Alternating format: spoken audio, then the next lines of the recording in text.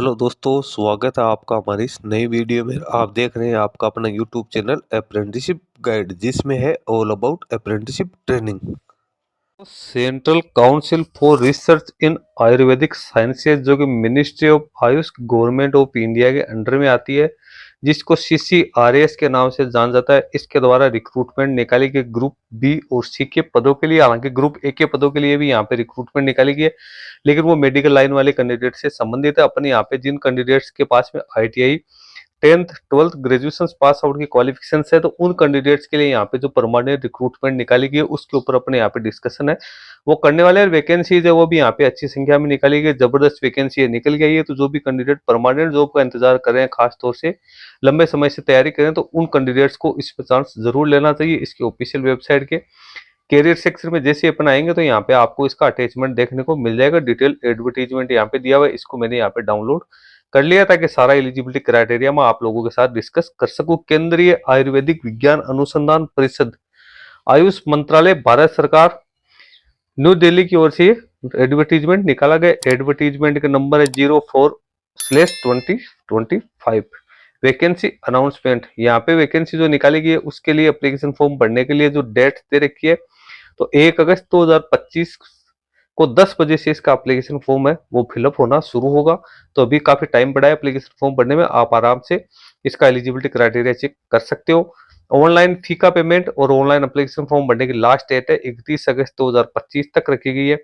यदि उसके बाद में भी आपके कोई एप्लीकेशन फॉर्म में किसी प्रकार की कोई माइनर मिस्टेक्स हो गई है, तो आप उसको मॉडिफाई करना चाहते हो, तो 3 सितंबर 2025 से लेकर 5 सितंबर 2025 के बीच में आप मॉडिफिकेशन है वो कर सकते हो। मॉडिफिकेशन विंडो है वो यहाँ पे ओपन रहेगी। एप्लीकेशन फॉर्म्स और फी का पेमेंट है वो ऑनलाइन मोड में ही होगा। फी का payment net banking, UPI debit card से आप कर सकते हो।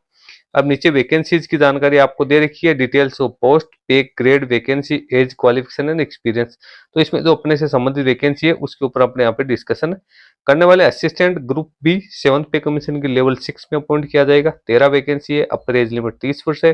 कैंडिडेट है एनी डिसिप्लिन एनी स्ट्रीम्स के अंदर ग्रेजुएट पास आउट होना जरूरी है। कंप्यूटर का यहाँ पे कैंडिडेट है उसको यहाँ पे अच्छा खासा नॉलेज है वो भी यहाँ पे होना जरूरी है। उसके बाद में अगली जो वैकेंसी यहाँ पे निकाली गई वो निकाली गई stenographer grade first, group C में यह आएगा। इसको सीनियर स्टेनोग्राफर के नाम से जान जाता है। ये भी 7th पे कमीशन के लेवल 6 में अपॉइंट किए जाएंगे। इसकी 10 वैकेंसी है। अपर एज लिमिट 30 वर्ष है। इसमें कैंडिडेट 10th पास आउट होने के साथ साथ कैंडिडेट के पास में 120 वर्ड पर मिनट शॉर्ट हैंड की टाइपिंग और 40 वर्ड पर मिनट टाइप राइटिंग की तो टाइपिंग है वो आनी जरूरी है। 3 साल का एक्सपीरियंस कैंडिडेट से यहाँ पे मांगा गया। Upper division clerk group C 7th pay commission के लेवल 4 में अपॉइंट होगा। 39 वैकेंसी निकाली गई है। अपर एज लिमिट यहाँ पे 27 ईयर्स लिखी गई है। इसमें भी एनी स्ट्रीम्स के अंदर candidate recognise university graduate pass out होना जरूरी है। कोई एक्सपीरियंस यहाँ पे रिक्वायर्ड नहीं है। फ्रेशर कैंडिडेट्स है वो भी इसमें अप्लाई कर सकते हैं। Stenographer grade second group C 7th pay commission के लेवल 4 में इनको अपॉइंट किया जाएगा। इसकी 14 वैकेंसी निकाली गई। अपर एज लिमिट 27 वर्ष। कैंडिडेट 10th पास आउट होने के साथ साथ शॉर्ट हैंड में टाइपिंग स्पीड 100 वर्ड पर मिनट और टाइपराइटर पे 40 वर्ड पर मिनट यहाँ पे होनी जरूरी है। अब आती है LDC यानी लोअर डिवीजन क्लर्क ग्रुप सी।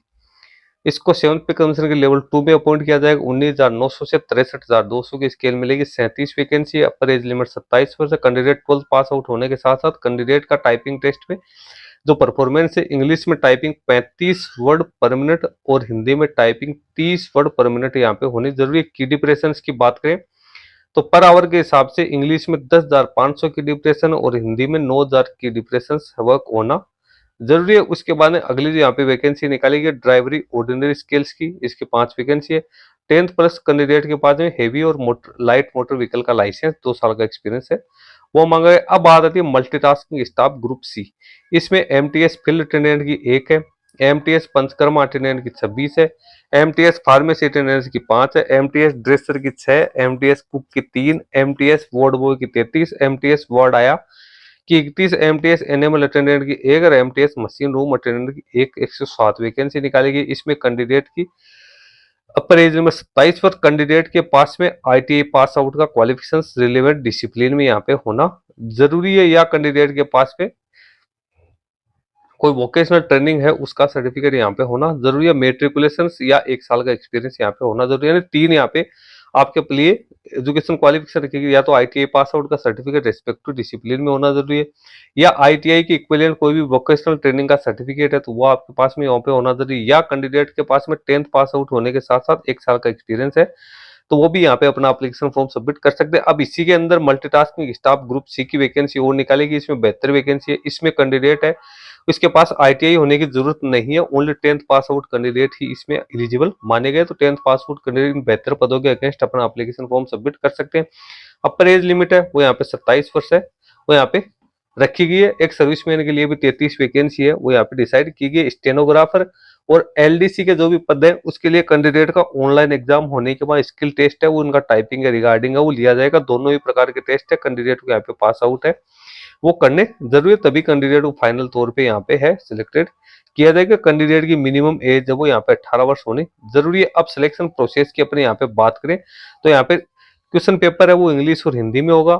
1/4 नेगेटिव मार्किंग रहेगी, लेकिन एमटीएस पदों के लिए कोई नेगेटिव मार्किंग है वो यहाँ पे नहीं रहने वाले। तो एमटीएस के लिए जो कैंडिडेट एप्लीकेशन फॉर्म सबमिट करेंगे उनके लिए यहाँ पे कोई है नेगेटिव मार्किंग नहीं है। अब इंडिकेटिव सिलेबस आपका एग्जाम का पैटर्न यहाँ पे दे रखा है तो उसके बारे में अपने यहाँ पे डिस्कस कर ले। असिस्टेंट है उसके लिए as per staff selection commission का जो ग्रेजुएट लेवल का जो सिलेबस है वही लागू होगा। 100 मार्क्स का यहाँ पे कैंडिडेट का पेपर है वो रहने वाला है। उसके बाद में अगली जो वैकेंसी है स्टेनोग्राफर ग्रेड फर्स्ट, इसमें कैंडिडेट के 100 मार्क्स ही होंगे, लेकिन जनरल इंग्लिश के 30 क्वेश्चन, जनरल इंटेलिजेंस के 30 क्वेश्चन, न्यूमेरिकल एप्टीट्यूड के 40 क्वेश्चन, जनरल अवेयरनेस के 40 क्वेश्चन है वो यहाँ पे रहेंगे। यूडीसी है उसके लिए भी यहाँ पे टोटल 4 पार्टीशन किए गए हैं। 100 नंबर का यहाँ पे पेपर है वो रहने वाला। क्वेश्चन 100 क्वेश्चन है यहाँ पे रहने वाले। स्टेनोग्राफर सेकंड है उसके लिए भी 25-25 क्वेश्चन होंगे, चारों पार्ट्स में 100 मार्क्स होंगे। एलडीसी के लिए भी 4 पार्ट है, 25-25 क्वेश्चन यहाँ पे है वो रहने वाले। ड्राइवरी ऑर्डिनरी स्किल्स है उसके लिए भी यहाँ पे स्टाफ सिलेक्शन कमीशन का जो मैट्रिक लेवल का सिलेबस है वो रहेगा 17 मार्क्स का। जनरल अवेयरनेस एप्टीट्यूड का 20 मार्क्स है। Working knowledge of information technology and computing का यहाँ पे 10 मार्क्स है वो यहाँ पे रहने वाले हैं। उसके बाद नीचे आते हैं तो एमटीएस में जो मल्टीटास्किंग स्टाफ का जो एग्जाम सिलेबस है एसएससी का वो तो 70 मार्क्स का होगा। जनरल अवेयरनेस एप्टीट्यूड और टेस्ट ऑफ रीजनिंग के 20 क्वेश्चन और यहाँ पे working knowledge of information technology and computing है उसके 10 मार्क्स, टोटल 100 मार्क्स रहेंगे। ग्रुप बी के जो पद है और ग्रुप सी के लिए जो पद है उसमें 90 मिनट का टाइम है वो कैंडिडेट को दिया जाए। एप्लीकेशन फी में SC ST physical disable person EWS women candidate और एक सर्विसमैन कैंडिडेट को एग्जम्प्टेड रखा गया। इसके अलावा जो कैटेगरीज बच गई उनको ग्रुप ए के पदों में 1500 रुपए एप्लीकेशन फी पेड करनी है, ग्रुप बी में 700 रुपए, ग्रुप जो सी है उसके अंदर 300 रुपए एप्लीकेशन का फी का पेमेंट है वो ऑनलाइन मोड में यहाँ पे करना है।